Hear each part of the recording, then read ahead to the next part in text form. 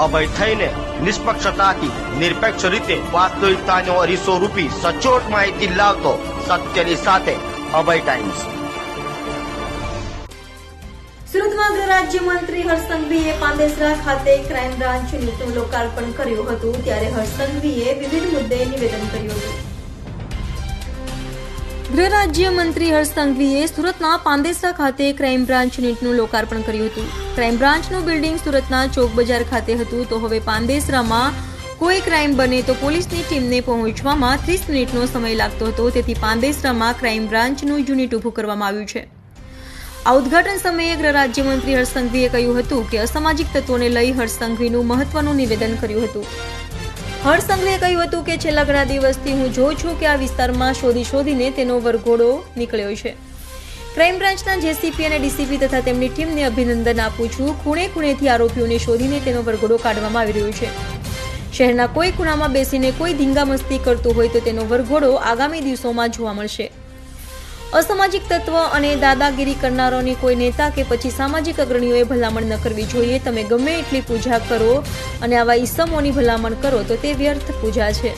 હમણાં જે વરઘોડો નીકળે છે તે ખૂબ સારા નીકળે છે અને આરોપીઓને ચાલવાની તકલીફ પડે છે। તો હર્ષ સંઘવીએ વધુમાં કહ્યું હતું કે સુરતના તમામ મિલના માલિકો સામે પોલીસને ટકોર કરી હતી। સરકારે બનાવેલા નિયમનું પાલન કોઈ ના કરે તો પોલીસે એક પણ મિલ માલિકની કે મારી ભલામણ ન સ્વીકારવી। ઉદ્યોગકારોએ પોતાના કંપનીમાં કામ કરતા કર્મચારીઓનું રજીસ્ટ્રેશન કરાવવા હવે પોલીસ સ્ટેશન સુધી જવું નહીં પડે, કારણ કે ગુજરાત પોલીસ દ્વારા ઓનલાઈન હવે આ રજીસ્ટ્રેશન શરૂ કરવામાં આવ્યું છે। એટલા માટે હવે ઓનલાઈન માધ્યમથી પણ કોઈ પણ ઉદ્યોગકાર પોતાના કર્મચારીઓનું રજીસ્ટ્રેશન કરાવી શકશે। ગુજરાત પોલીસ પોલીસને સુરત શહેરનું ઈચ્છાપુર પોલીસ સ્ટેશન દેશમાં પ્રથમ સ્થાન હાસિલ કરવા બદલ ખૂબ ખૂબ શુભકામનાઓ। સુરત શહેર પોલીસ દ્વારા આજે સુરત શહેરના નાગરિકોની શાંતિ અને સલામતી માટે અનેક નવા પ્રકલ્પો એનું લોકાર્પણ કરવામાં આવ્યું છે।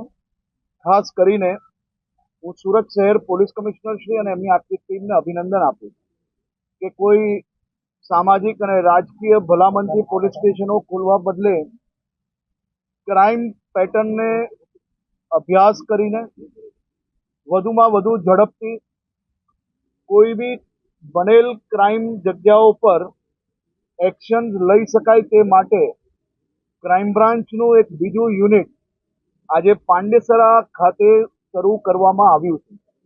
સુરત શહેરની ક્રાઇમ પેટર્ન જોઈએ તો ઉધના, પાંડેસરા, લિંબાયત અને સચિન પોલીસ સ્ટેશનમાં સુરત શહેરના 40% વધારે ક્રાઇમો અહીંયા બનતા હોય।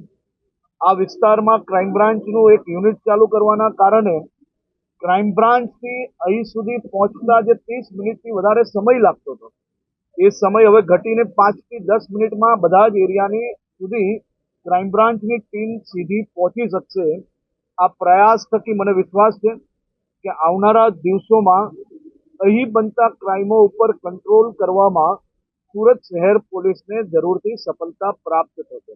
આજે ગુજરાતનું પહેલું એવું પોલીસ સ્ટેશન કે જે પોલીસ સ્ટેશનમાં યુવાનોને, મારા રાજ્યના દીકરા દીકરીઓ કોઈ ડ્રગ્સના રવાડે અગર ચડ્યું હોય, તેના માતા પિતા કે દીકરા દીકરી પોતે આ પોલીસ સ્ટેશનમાં પોલીસના સ્ટાફને મળીને સરકાર માન્ય જે અલગ અલગ સંસ્થાઓ છે, જે અલગ અલગ ડોક્ટરો છે, તેના થકી આ યુવાનોને આ નશામાંથી, આ રવાડામાંથી બહાર નીકળવા માટેની વ્યવસ્થા સુરત શહેર પોલીસ દ્વારા ચાલુ કરવામાં આવી।